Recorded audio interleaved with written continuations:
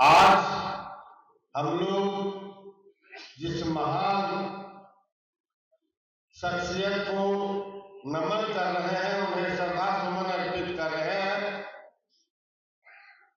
यह शख्सियत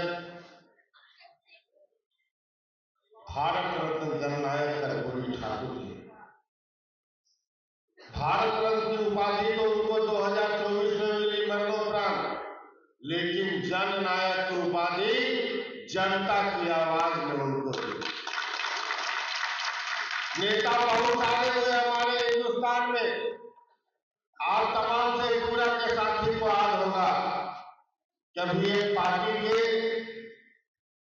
अध्यक्ष और वरिष्ठ नेता आए थे और लोगों ने उनको जननायक की उपाधि दी थी, और शेखपुरा के कार्यकर्ता उसी दिन शाम में हजारों की संख्या में उनका पुतला दहन किया था कि हमारे बिहार में, हिंदुस्तान में एक ही जननायक है, वह जननायक कर्पूरी ठाकुर। तो इसीलिए जनता दल यूथ के जो हमारे नेता हैं, बिहार के लोकप्रिय मुख्यमंत्री कर्पूरी जी के शिष्य भी हैं और कर्पूरी जी के नक्शे कदम पर चलते हैं। बहुत सारे साथियों ने जिक्र किया, महान विभूति की उपलब्धियों को बताया, और आप लोगों ने भी सुना, लेकिन वह क्या चाहते थे? वह चाहते थे कि समाज में समानता रहन सहन में आए, समानता उनके कमाई में आए, समानता उनके संपत्ति में आए, समानता उनके शिक्षा में आए, समानता उनको सोशल जिंदगी में। तो सबसे पहले वह तो सब दिन आंदोलन करते रहे, लेकिन जब भी उन्हें मौका मिला तो उन्होंने शिक्षा में समानता लाई कि भाई गरीब का बच्चा नहीं पढ़ता था क्योंकि अंग्रेजी था कंपलसरी, तो उन्होंने कहा कि हमारा गरीब का बच्चा जब नहीं पढ़ेगा तो समाज में समानता कैसे आएगी। तो उन्होंने उसकी समानता के लिए अंग्रेजी को समाप्त किया। समाज में गरीबों के लिए आरक्षण का दिया कि भाई जो पिछड़े समाज में जो वंचित लोग हैं उनको आरक्षण का लाभ नहीं मिलेगा, तो वह बराबरी पे नहीं आएंगे। तो उन्होंने आरक्षण का लागू किया।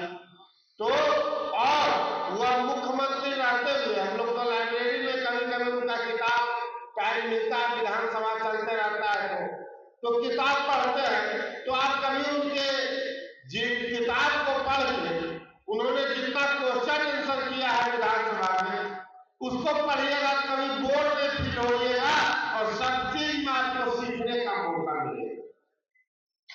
पढ़िएगा तो क्वेश्चन छोटा लगेगा, लेकिन जब उसका आंसर, जब उनका वक्तव्य कहिएगा तो फिर उसमें समानता की बात झलकती।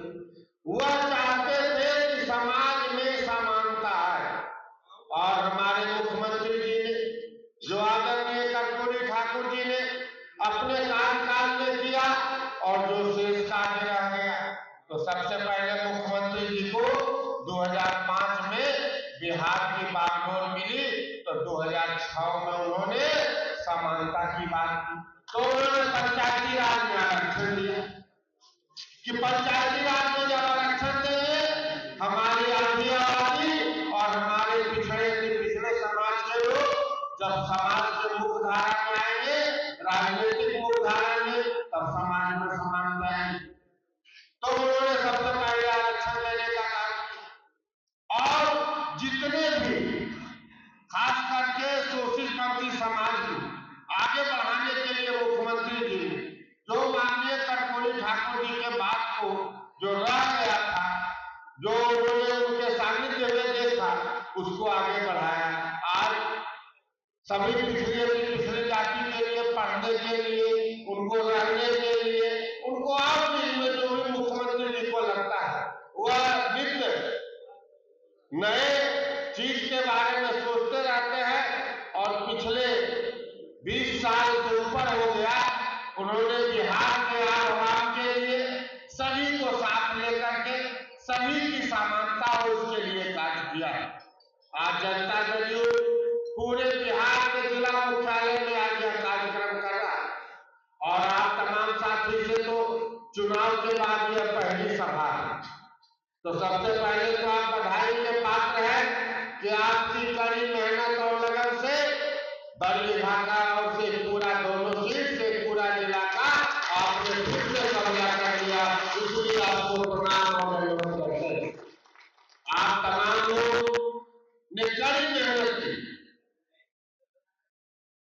इसका ही परिणाम है कि दोनों सीट अच्छी मार्जिन से आपने जीता।